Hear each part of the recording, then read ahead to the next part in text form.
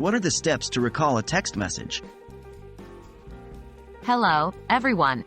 In this tutorial, we'll be walking through how to recall a text message. We all have those moments when we wish we could just take back that message we just sent. Maybe it was sent to the wrong person, or perhaps you've spotted a silly mistake just after hitting send. Whatever the case, let's dive into the steps to make that possible. Is recalling a text message possible? Firstly, it's crucial to know that the ability to recall a text message varies depending on your mobile device, your service provider, and the recipient's device and service provider. Unfortunately, standard SMS, short message service, does not typically allow for message recall after the message has been sent. However, many modern messaging applications like WhatsApp, Facebook Messenger, and Signal do have this feature. For the purpose of this tutorial, we will cover the process using WhatsApp, but the steps should be similar in other messaging apps. How to recall a text message on WhatsApp.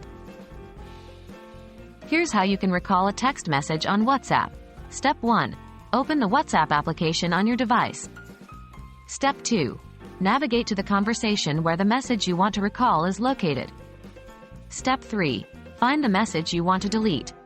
Press and hold on the message. This should highlight the message and bring up a menu at the top of the screen.